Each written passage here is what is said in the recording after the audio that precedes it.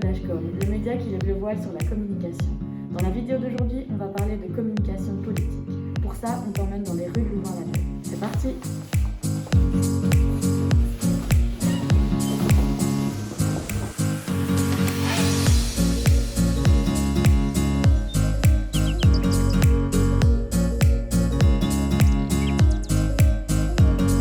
Je m'appelle Charlotte, j'ai 22 ans et je fais kiné. Moi je m'appelle Antonin, j'ai 22 ans, je suis psychomotricien. En deux mots, jeune entrepreneur, j'ai raqué, 19 ans. Et moi c'est Léa, du coup je suis en master 1 en biologie.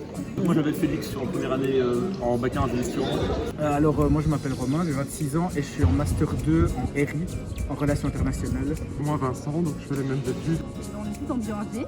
Donc moi je m'appelle Alice, j'ai 20 ans et je suis entre la bac 2 et la bac 3 en droit. Et moi c'est Lucas Vincent aussi, je suis en bac de biologie. Moi je m'appelle Alina, j'ai 19 ans et je suis en bac 1 à l'IEC. Et moi je m'appelle Daniela, je suis en bac 1 en bio-ingénieur. Bon, moi je suis ingénieur de gestion en bac 1. Moi je suis en sciences économiques et de gestion. Ouais. Oui. Non, récemment supprimé. Moi oui. Ouais. Oui.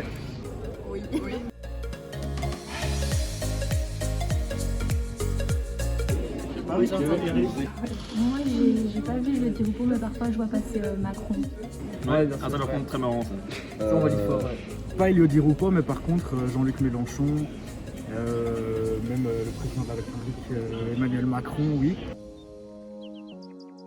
Je trouve que TikTok c'est pas vraiment un réseau social pour le formel. Je pense que s'il y a un message derrière ça peut être intéressant, mais si c'est vraiment juste pour le buzz et pour gagner en popularité sans vraiment de message derrière, je trouve pas ça très intéressant. Moi personnellement, déjà il faut savoir que l'audience de TikTok c'est surtout des jeunes de moins de 18 ans, donc des personnes qui votent pas. Donc je pense que le fait que Di Rupo fasse des vidéos comme ceci, c'est plus, on va dire, voilà, c'est drôle. Là c'est déjà moins camouflé et on voit qu'il veut clairement toucher un public plus jeune et après on n'aime pas, mais là je pense que ses intentions sont assez claires.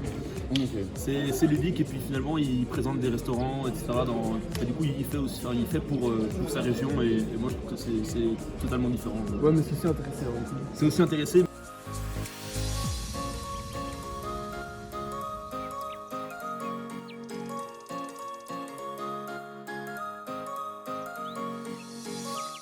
J'ai entendu mais j'ai pas vu la vidéo. Oui, on est au courant, on a vu la vidéo. Ça s'appelle de la récupération politique. Politiquement parlant, je pense que c'est quand même du génie, dans le sens où, si je dis pas de bêtises, ces sondages montraient une baisse de vote du côté des jeunes, et quelle meilleure plateforme pour toucher les jeunes aujourd'hui que YouTube, TikTok et donc. Ce que je trouve super intéressant, c'est qu'en l'occurrence tout le monde parle de cette vidéo de McFly et Carlito, même des gens qui ne sont jamais intéressés à la politique. Moi je trouve que c'est bien parce que justement sur les réseaux sociaux on peut gagner une audience, etc. Et du coup si on veut vraiment toucher la population et surtout les jeunes, c'est sur les réseaux sociaux qu'on peut le faire, quoi.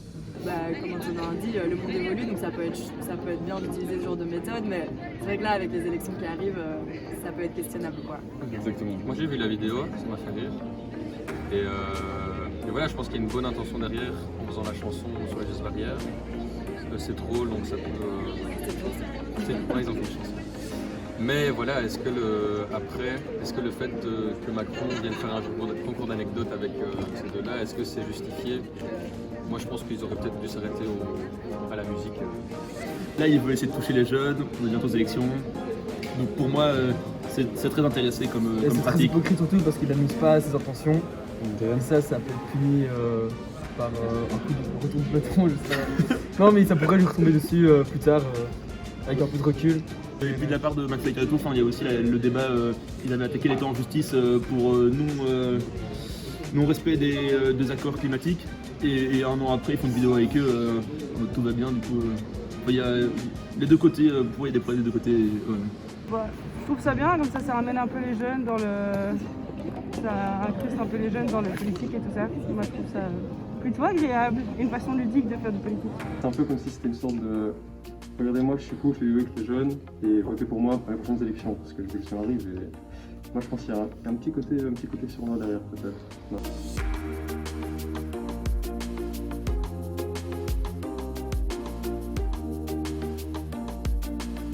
Il me semble que j'ai entendu ça. Ce que je trouve aussi intéressant, c'est que même s'il y aurait un biais, parce qu'on pourrait penser que les personnes qui vont regarder sont intéressées par le politique là, on peut aussi se dire qu'il y en aura parmi les personnes qui vont visionner, qui vont se dire, oui, non, en fait, en réalité, on va s'intéresser à la politique, on va voir ce que ce gars-là dit, c'est pas si pénible, on va aller voir deux, trois trucs.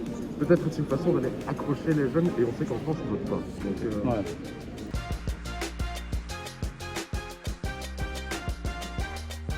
Je pense qu'il faut bien y passer un moment, il faut vivre avec son temps. Ouais, et vivre avec son temps, juste qu'il faut bien faire à mon avis et être clair sur ses intentions.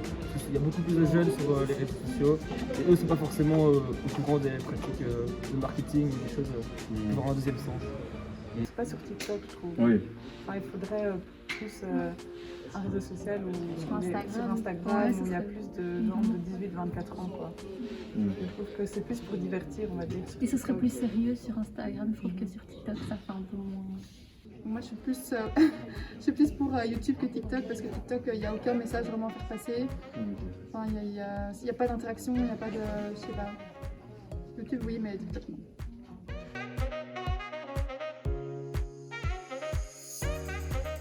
Au courant non plus, je crois que sa promotion n'a pas été aussi efficace. Mais par contre, je sais qu'il est très actif sur LinkedIn par exemple. Parce que je vois tous les jours des posts sur LinkedIn de Alexander De Croo.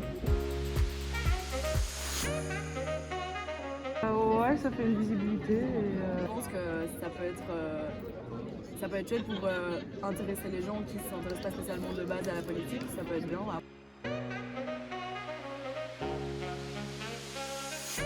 Je pense que oui.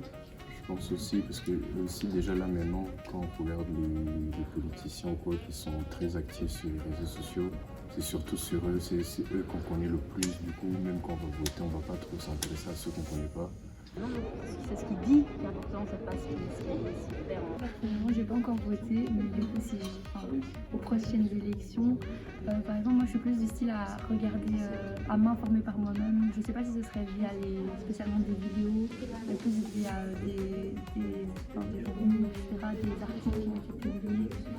Je pense que ça m'influencerait pas trop. Je peux comprendre que ça influence les gens. Enfin, je sais pas si je sais influencer ou pas, mais ouais. Les réseaux sociaux, ça permet vraiment d'avoir plein de sons de cloche et pour moi de me faire mon avis, de voir ce que j'aime bien dans ce parti-là, mais à voir jusqu'où ils vont faire la propagande sur les réseaux. Personnellement, moi j'ai jamais à prendre du recul sur ça, mais c'est vrai que je pense que la majorité des cas, ça va changer la manière de voter et leur vision du monde politique. Surtout que sur TikTok et autres, on pense que c'est les deux repos qui te répond à toi directement, alors que finalement il faut clairement aussi annoncer qu'il y a une équipe derrière qui parle pas forcément. Et donc quand il y a du repos te répond t'inquiète on est ensemble ou quoi. Du coup non, il faut que les gens prennent du recul et il faut qu'ils sachent que finalement il y a sûrement un but derrière.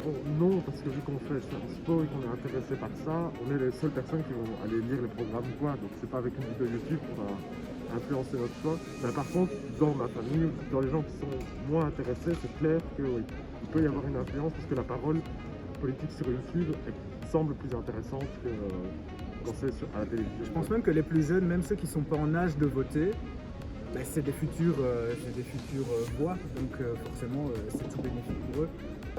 Personnellement non, mais après je trouve ça intéressant puisque c'est vrai que la politique, honnêtement, mis à part lire les brochures avant les élections, lire les idées principales, on n'a pas vraiment d'idées précises sur ce que ça engendre, sur comment on doit procéder, vers où ça va nous mener. Et du coup, moi je pense que si c'était plus sur les réseaux sociaux, vu comme Lucas, on est beaucoup plus sur les réseaux sociaux vu qu'on est jeune, faire des vidéos en collaboration avec des influenceurs, expliquer un petit peu où ça va mener, je trouve que ce serait plus intéressant. Merci à tous d'avoir regardé cette vidéo. Pour vous remercier d'être aussi nombreux à nous suivre toutes les semaines sur Décollage.com, nous vous avons préparé une vidéo bonus. Rendez-vous demain à 17 h pour une interview exclusive avec Émilie Hoyos, professeure invitée à l'UC Louvain qui donne cours de communication publique et politique. Émilie Hoyos réagira au micro-trottoir et répondra à toutes nos questions concernant la communication politique sur les réseaux sociaux. D'ici là, n'hésitez pas à nous suivre sur nos réseaux sociaux et à demain 17 h sur Décollage.